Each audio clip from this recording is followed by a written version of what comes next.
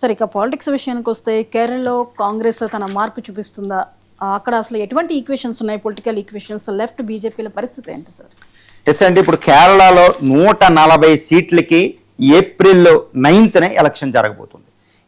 ఇప్పుడు కేరళలో చూస్తే ఇటు ప్రభుత్వం అధికారంలో ప్రస్తుతం అధికారంలో ఉన్న ఎల్డిఎఫ్ పినరయి విజయన్ ఆధ్వర్యంలో పార్టీ ఒకటి, తర్వాత కాంగ్రెస్ ఆధ్వర్యంలో యూడిఎఫ్ ఒకటి ఉంటే, మూడవ పక్షంగా ఇప్పుడు బీజేపీ ఎక్కువ స్టేక్స్ తోటి వస్తుంది. బీజేపీ చాలా ఆశలు పెట్టుకుని ఇప్పుడు కేరళలో అక్కడ యుద్ధం చేస్తుంది అనమాట. ఇప్పుడు వచ్చిన ప్రీ సర్వే ద్వారా మనం అక్కడ చూస్తుంటే ఇప్పుడు పినరయి విజయన్ 2 సార్లు వరుసగా విజయం సాధించారు. ఇప్పుడు యూడిఎఫ్ అంటే కాంగ్రెస్ ఆధ్వర్యంలోని యూడిఎఫ్కి అధికారం చేజిక్కించుకునే అవకాశం ఉంది అనేది మనకి ఇక్కడ పోల్ సర్వేల్లో మనకు తెలుస్తుంది.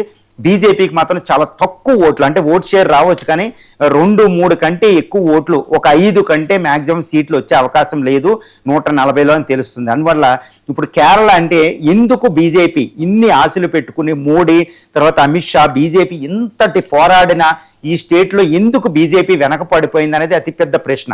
అసలు బీజేపీ అనేది కేరళ రాజకీయాల్లో అసలు ఏమాత్రం కూడా ఒక శక్తి కాదు అక్కడ. ఎందుకంటే కేరళ అనేది ఒక కమ్యూనిస్టు స్టేట్, గుర్తుపెట్టుకోవాలి. ప్రపంచంలోనే మొట్టమొదటి కమ్యూనిస్టు ప్రభుత్వం బ్యాలెట్ పేపర్ ద్వారా ఏర్పడిందే ఈ నంబూదిరి ప్రసాద్ గవర్నమెంట్ 1947.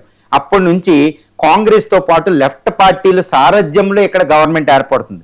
ఇదే ట్రెడిషన్ ఇప్పుడు కొనసాగే అవకాశం ఉంది.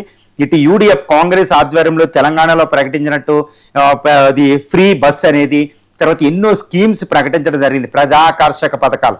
కానీ పినరయి విజయన్ ఏంటంటే ప్రజల సంక్షేమ పథకాలు ఎక్కువగా వెళుతున్నాడు.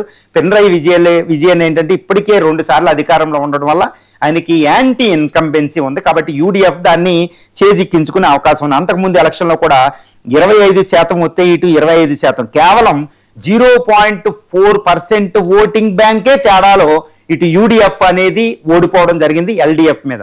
ఇప్పుడు ఈ ఓట్ షేరు 1% తేడా వచ్చినా ఇటు యూడిఎఫ్ విజయం వస్తుంది. కాబట్టి కాంగ్రెస్ అనేది కేరళలో విజయం సాధించబోతుంది అనేది మనకి ఇక్కడ అవగతం అయిపోతుంది.